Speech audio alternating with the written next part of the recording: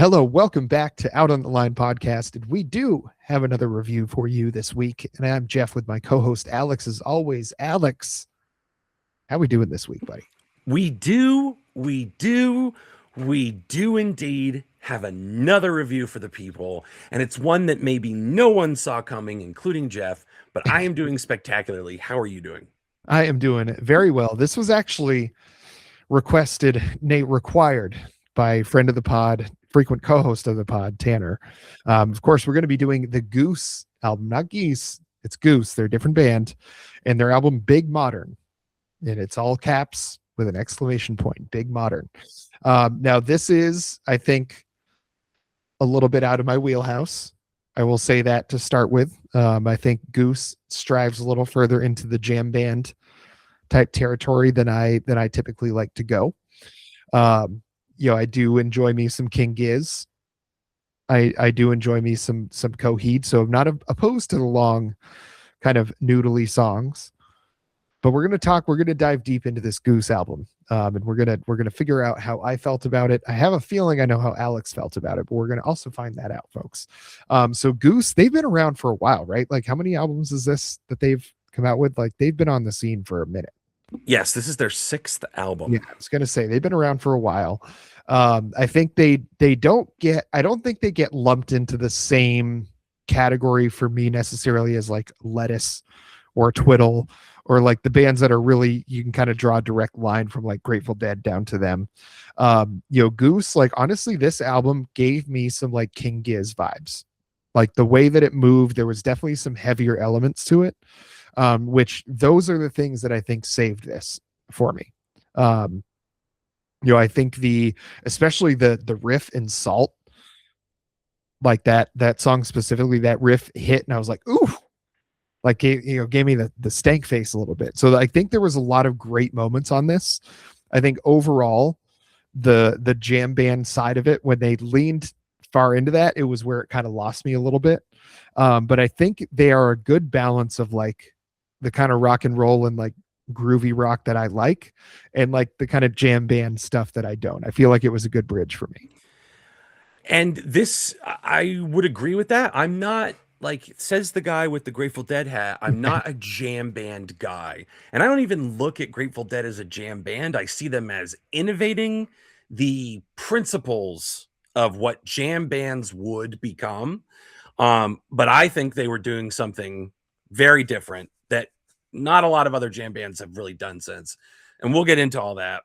But I did kind of lump Goose in with Lettuce, and not necessarily Twiddle, because Twiddle's so fucking awful, but like Lettuce Yeah, and Mo, you know what I mean? Like, see, Mo, I would see the comparison because Mo definitely gets rocking sometimes too. but even for that, like for me, Mo still kind of has that like derp derp derp.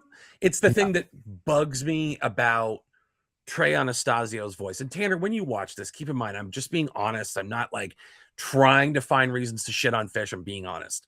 Just want to get that out there. I love you, buddy. I hate Trey Anastasio's voice. I hate Trey Anastasio's voice. There's just this kind of like goofiness that doesn't work, and it comes across as like very insincere. And sometimes it almost is like a bad Bob Weir impression. Like, it's just like not as funny as I think he thinks he is, and something about it like puts a lot of distance between me and the music. It's not the only reason why. And again, when we kind of get into like jam band DNA, we'll get into this. But all of that is to say, Mo skews more towards the Fish side of things for me in a way that I just didn't like, and Lettuce is right out. I never got into Lettuce. Mm-hmm. I thought that all my jam band guys, Eric and Tanner in particular, were into Goose, and the new album came out, and I was like, okay, should I go back and listen to some, like, because I've heard singles off this, they are not what I was expecting. So do I need some kind of basis? And they were both like, beats me. And there was a live version of a Goose song that they did with Trey Anastasio. And like, again, he's a talented dude, especially at guitar. He's an insane guitarist. Never take that away from him. So like, that's fine. But like, yeah, everybody was kind of like, both of them were just like, they didn't really have much to give me there. So then this album comes out and I listen to it, and it's like mea culpa, Goose is not what I thought it was, at least on this album. Not what I thought it was at all. And to me, differentiates from being just a jam band. To me, is more of a groove band. Mhm. And there's a lot of thought and care and planning that goes into this, which is like antithetical to jamming. But I think they've found a way to evolve the art form and make it more palatable for a modern artist like a modern sensibility, shorter attention spans, people that are maybe averse to the idea of jam band or Mhm. averse to the idea of like some of the principles of jazz and jazz fusion. And they just, on top of that, make this rock. So they've kind of brought the jam band into like a new era of almost respectability, dare I say. Yeah.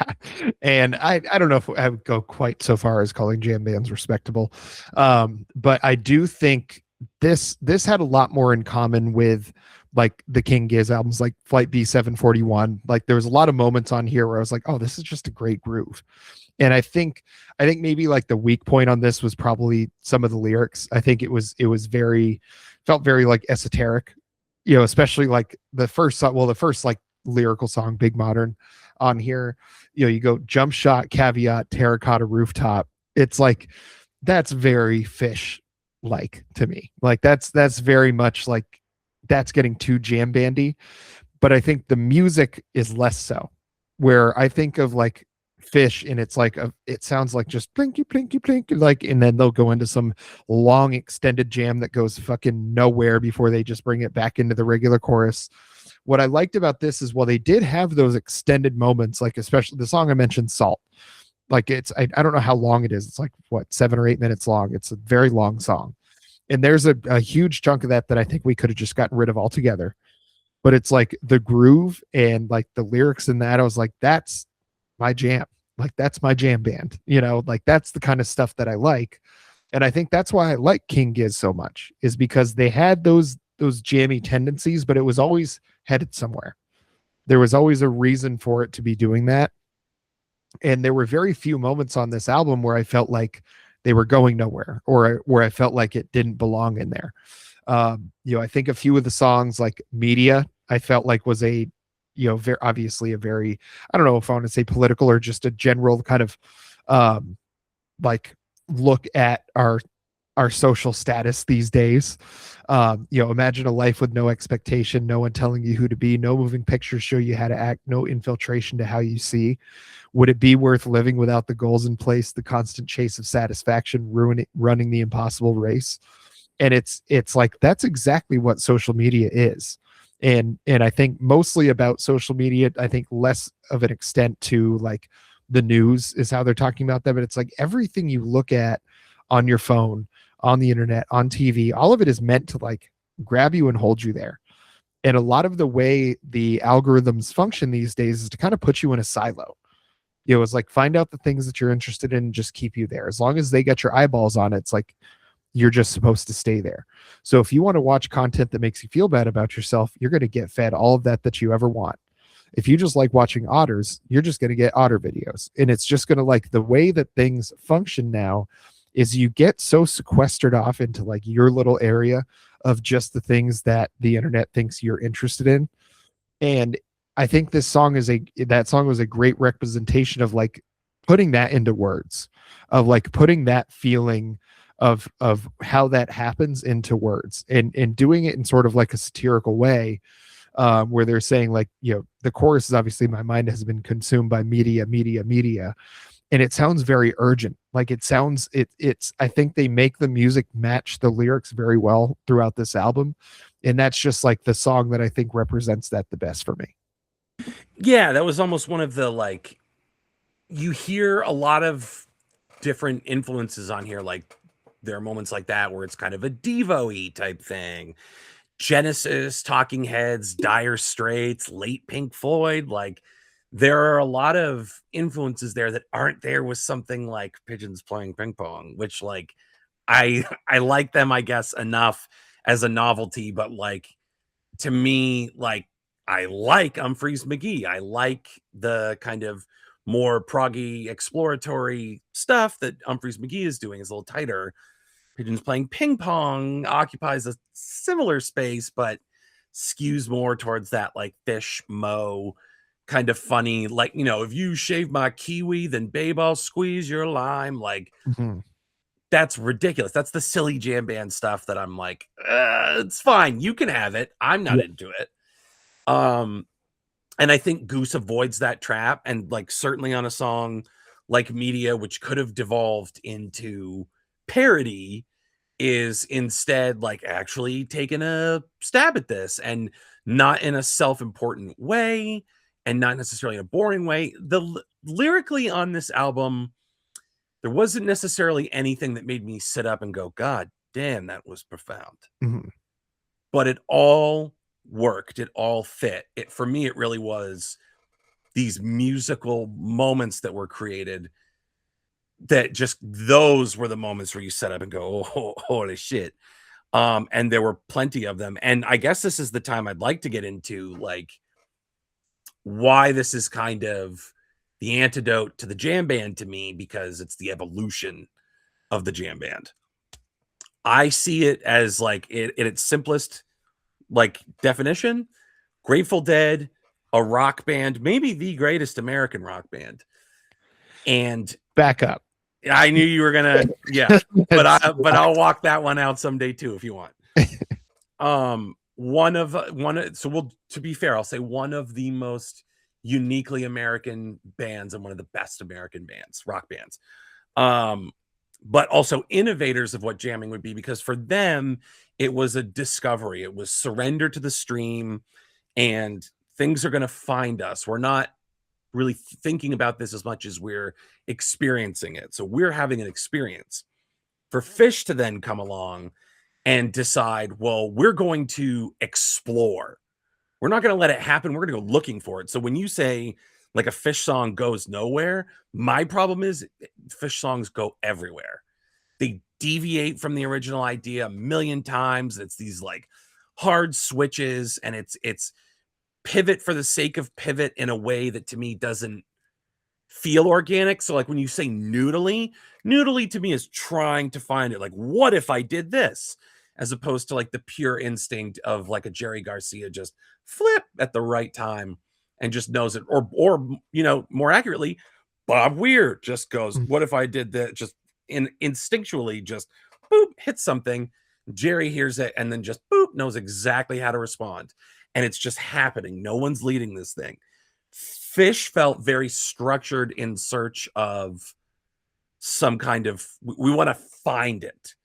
For me, what makes Goose stand out is we want to fill the space. We want to amplify the experience. So you, when you listen to this, have an idea of where this is going to go, and we want to take you there. And we want this to increase in intensity, in musical and emotional intensity. We want this to go straight up the entire time. We want the sound to fill out. It's not about going to unexpected places, and it's not about surrender to the river. It's like, this is an idea, and we will work our way there in incredibly entertaining musical fashion. So what sounds like a jam is not noodling.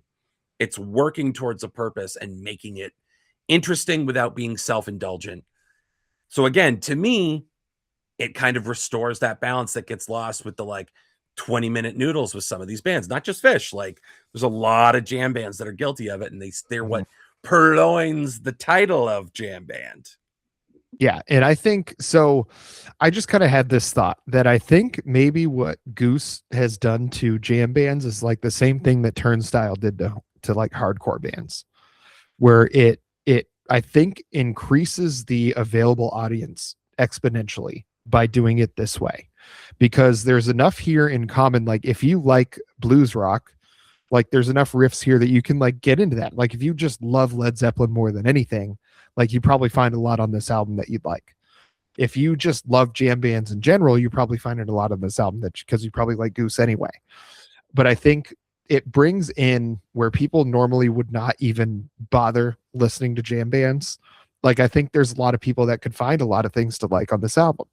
I think there are some points where it does stretch on a little bit too much. Like I keep going back to Salt, because it's like I feel like that song explains my entire relationship with jam bands. Is like there are some tasty riffs, but then there's this 4 minute chunk in the middle where nothing's really happening other than just this like kind of groovy little section. I'm like, well, that's fun for a little bit, but 4 minutes, like, come on, guys, like let's get this going somewhere.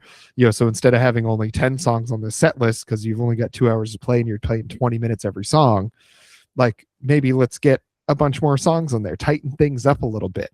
And I think they do a great job where it's like that's the only point I think where I think I would point that out is that song in particular. And I think lyrically, my problem with something like Fish is like they're just trying to be ridiculous. Like they're trying to be so whimsical that it just sounds very forced. Like it sounds very contrived to me. And I'm like, you got to be on a fuckload of drugs to make this sound like it makes any sense, And I suppose there's most of the people at those shows probably are. Or you have to be at a place like the Sphere where it's just all spectacle. Where if it's like if you read through Trey Anastasio's lyrics, you're like, what the fuck is this guy even saying? Or I don't even know if he writes the lyrics, if he's just the singer. But it's like, to me, it's just there's not enough there to call them a rock band. I would call Goose on this album specifically, I would say they're a rock band that is just playing like kind of jammy music. I would say so. Yeah, I would say Yeah. rock and groove. I think they're a very, very interesting mix. Like from the beginning, they've been able to stand out because they've got like an improvisational instinct, but they're also like they like write very hook driven structured songs. Mhm. So you've got jam band improv principles, indie rock songwriting fundamentals, funky disco grooves, and then you get these like electronic textures on top of that. That's pretty unique within the like jam band ecosphere. So to like start in that primordial ooze and to have this kind of it factor in your sound bodes well. And it's why they didn't just like blend in and fade away. They were able to like translate that into like grassroots success. They made sure to circulate a lot of their stuff online, shows on YouTube, releases like Nugs like releases where you can see a whole show. They did a lot of like fan driven word of mouth stuff. It's more excitement around something that people are tempted to call jam. And I think that label really only comes from I think what it took to get them there with the songs. Like again, you see it in its DNA, much like the Modest Mouse album that we just finished recording, or talking about. We didn't record a Modest Mouse album, but we talk about like you can like recognize the DNA, but something's half a bubble off.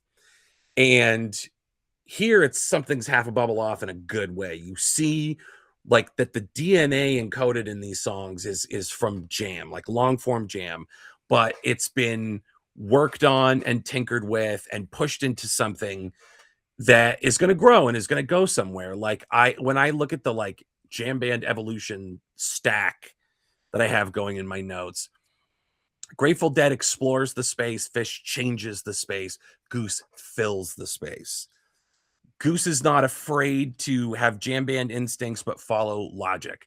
And to add, like, again, all these sounds, you could have songs that sound like they could be on a Dire Straits album. You can have songs that sound like they should be on a good Genesis album. There's this sense of scale, this larger than life element to it that keeps it from feeling inconsequential and goofy. Like, I like String Cheese Incident ironically. God. Completely ironically. Play Hey Pocky Way for me. Like it's really the only way you can not to like insult these musicians because like you have to be talented, but it's just not being applied in an interesting direction, and it's limited to being what people think a jam band needs to be, which is they're going to all emulate Fish in some way, and that's not Fish's fault. It just is what it is. When you've set a standard, so you've got all these jam bands that are like, it's about change the space and like try we want to test it. Like if Grateful Dead discovered a new way to play music, we want to test every possible direction it can go. And then Goose is really the only one standing up saying, we want to translate it for today's audience. Mm-hmm. and we want to play into expectation to a certain extent. We want to give you like the most logical, emotionally fulfilling culmination of this through line with our groovy brand of rock and roll. And it works and it sets them apart. And it was like the opposite of the Modest Mouse album, where I'm like, it's 48 minutes. It felt like an eternity. This was over an hour, and I felt like it was over too soon for me. And I think a lot of that, what was helped by that is like they did the little like musical interludes in here where there were some moments without the lyrics, but it's like it always felt like it was moving forward, you know. And I think that is the key here, and what the difference between this and like all other jam type music that I've ever listened to is it felt like this was going somewhere. And my criticism for jam band music has always been it doesn't go anywhere. Like the lyrically, a lot of it doesn't make any sense, which is fine sometimes. You know, I think people would probably argue with me that Coheed and Cambria doesn't make a lot of sense lyrically. You know, unless you're like deep in the lore, it's like there's not a lot of sense that gets made there. You know, it's not like not everybody is Bruce Springsteen where they're telling like these very linear kind of storylines where it's very easy to follow along with kind of what's going on. You know, I think Goose is a great example. And again, I'm going to compare him to King Giz, even though King Giz does like, I would not call them a jam band. They've definitely played some very jammy stuff, but it's like, it's the same idea where it's like, they want to just, they want to explore, but not in a way where they leave anybody behind. Like they want everybody to come along for the ride with it while they figure it out too. And that's why I think they, you know, having them do such good hooks, that's another big part of this too, is like you mentioned, they're very hook driven, like rock and roll. Is that's something that's missing a lot of times from jam music, is those moments where it's like people talk about, you know, certain shows that they've seen, or you know, but I think the difference between like the Grateful Dead and all those bands that came after them is like I can think of like Casey Jones, and I can think of that chorus and how that goes. I can think of Althea and how that goes. I can think of Touch of Grey and how that goes. Like in I think for me, like even though Grateful Dead I do consider a jam band and are responsible for all those bands that I just fucking hate, I don't put them in that same category, because I think it's exactly like you said, is it's a lot more like they were trying to figure out where to go with something, you know. And I think in that era of experimentation, that was really valuable. You know, we had a lot of people doing a lot of different things. You know, we went from like, you know, Motown style music where it was like you could have had anybody singing that. It was really about the songwriters. And then you get into like the Beach Boys and Pet Sounds specifically, and you're like, oh, music can be a little different. And then you get the Beatles coming out with Sgt. Pepper's, and you're like, oh, music can get weird. And then you get like the Grateful Dead, you know, having these, you know, long extended shows, never playing the same set list twice, like, you know, having that different aspect of things. And it was just an experimentation. I think my big problem with Fish is they tried to be like a copy of the Grateful Dead, and you just got a shittier audience with a bunch of people that just, I think, don't really, that just want to be part of it and don't really care that much about the music part of it. It's just, I think that's my issue with bands like Fish and Lettuce and Humphreys McGee, less so, or Humphreys McGee. It's just, I feel like it just doesn't have a lot to say other than check out what we can do on these instruments. You know, I think that's why this Goose album was so good to me, is because it was like, yeah, check out what we can do on these instruments, but we're doing it with a purpose. Like we're writing songs that have an actual hook, that have an actual like reason for existing. Like we've got something to say other than just let's play some music. And I think that's what I appreciate about Goose, even though they are a jam band. I think that's what I appreciate most about this album, is that there was something behind it other than just let's see what we can do with these instruments. Well, and I will say, I'm going to give Fish the benefit of saying that I think it does come down to let's just play some fucking music. And I don't think it's, oh, let me show you how good I am. I think you don't tour as much as they do and play as long as they do. It's the same thing as Bruce Springsteen. Like You do not commit to putting on the kind of shows that you do unless your heart is 100% in it to chase the music. I think where it kind of falls apart for me a little bit is like Grateful Dead's key innovation wasn't like, oh, we're going to do long jams. It was more like, we believe that a rock band can function like a constantly evolving organism, and no two performances are going to be the same. And they're putting, you know, like psychedelia and like blues, folk, country roots, like lend themselves to that when blended with rock and roll. So again, it's this process of just like what kind of special treats are within this song, like discovering it. And the point is not to like it's a process more than a sound. Then you get into Fish, and like where the Dead were like following a groove or centered on that. Fish feels like improvisation is more like actively exploratory. It becomes modular, rapid stylistic switching mid jam, leaning into musical humor I'm not into. It's unpredictable, but not necessarily always in a satisfying way. So like, you know, the Dead is the flowing river and Fish is the river that's constantly changing directions. So it's, you know, kudos for trying to like remove all stylistic limits on the jam band. But in the pursuit of that, I just think like the songs kind of stop having a logic. So then like bringing it around to Goose, it's taking jam band language and putting it into like a modern structure, lean into your indie rock, your electronic texture, mood building, linearity, a strong sense of hooks. Like jams aren't meant to be hooky.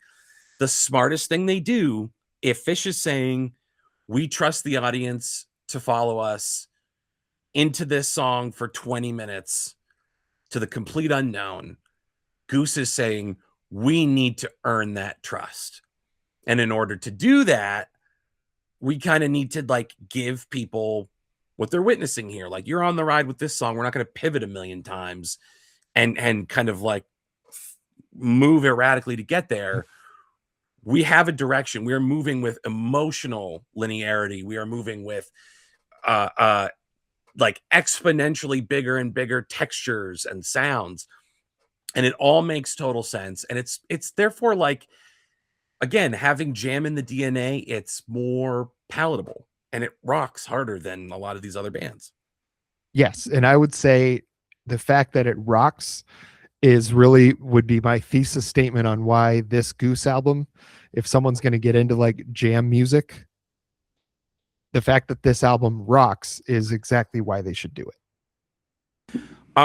Yeah, and I would say, you know, I could go on and on and on more about, I've just like, I thought a lot. It really forced me to think a lot about like how I feel about jam bands, jam music, the evolution of it. Why do I like Grateful Dead but not Fish? And again, this isn't like meant to be a total dunk show on, I don't like hate Fish like as people for what they stand for, but I do not like the music. I can't get it to work for me. And that's sad because one of our best friends loves this music, and wouldn't it be great if we all loved it? Unfortunately, it's a musical cilantro, and baby, I ain't got the enzymes. Yeah. And it's you know, it's descended from something that I obviously clearly love. So it's kind of tough. But I think on this, there were just like a lot of great songs, a lot of great musical moments, clean hooks, really like scorching rhythms, fantastic guitar work. For me, I think if there's a downside to any of this, there were a couple of pockets of repetition. And then just certain ways where they could have gotten away with more. I look at something like Good to Be is like great for what it is. I think they could have even like attacked that one more and built more onto it. So there were a couple opportunities where I'm like, you can get away with more. You have earned my trust to digress further into the song. But for me, overall, it is an 8.5 out of 10. I am going 8 out of 10 on this one, which is, if you had asked me what I was going to give a jam band for a score on an album, Wow. before I listened to this and told me I was going to give you an 8 out of 10. I was like, maybe I must have died and left my body, because I would never have assumed that I would rate something like this so highly. But I think it's because of what to me it had in common with a band like King Giz, where it's like really like hook driven rock and roll at its core, that just kind of stretched itself out a little bit more. That's what I feel like. It wasn't I feel like they didn't come at this from like being a jam band. It was like being a rock band and like stretching that out a bit. And I think that's what works for me. And if there's other jam bands that do that, happy to check them out. I feel like there's really not many in Tanner. I will find them myself. You don't need to tell me. I promise you that, buddy. I will look for them on my own. Please don't text them to me. Certainly stop putting them in the group chat. I would very much appreciate that. But 8.5 out of 10, and 8 out of 10, I think a very strong debut for Goose on the Out on That Line podcast. And Alex, where can the folks find everything else we've ever said about jam bands on this show? Goose, you did it, gang. I'm so proud of you. I'm so happy for you. I'm so proud of you. Truly, what you've done here in like creating this rock-oriented album and suckering Jeff on into it, that is quite a coup, my friends. And I'd like to reward you by making you an official affiliate of the pod, friend of the pod. Now, what does that mean and what perks does that entitle you to? Well, I'll tell you, same thing as we tell the audience every week. YouTube.com/C/out on that line has everything you've ever wanted. We've got hundreds of videos. We're coming up on 500 videos. It's kind of wild. We've got a lot of great content for you. So what's the best thing that you could do? Subscribe to the channel. Hit the little bell so that you get notifications. Hit the thumbs up to like the video. Go ahead and swipe and hype. And leave a comment. The comments are delightful and so confusing. Jeff and I got accused of racism, and when we like politely tried to explain our position, the person said, "Never mind me. I think I was high on weed when I wrote that." And we love that kind of honesty. We live for that kind of honesty. We also love to just win. And in that moment, I felt like we eked out a win because we stood by our principles. We know what we are and we know what we're not. We're willing to listen, but we're not afraid to speak. We stood against the woke mind virus. We stood against the goddamn woke mind virus that tried to come after us for talking about Bhangra music, and two artists who had the temerity to use it in their albums, Eka Vandal and MIA. For shame, ladies. I'm not sure if that was that person's original point, but I'm turning it around on them to make them an asshole, because that's what I can do on mine and Jeff's channel. And that is the kind of perk that you are entitled to, Goose. You join Geese in the Hall of Fame. Not bad. Not bad. Friends of the show really do have a different quality of life when all is said and done. And anyone can become a friend of the show by just subscribing today. YouTube.com/C/out on that line. Folks, do what the man says. Hit those buttons, like, subscribe, send us some comments. Let us know what you thought. Until next time.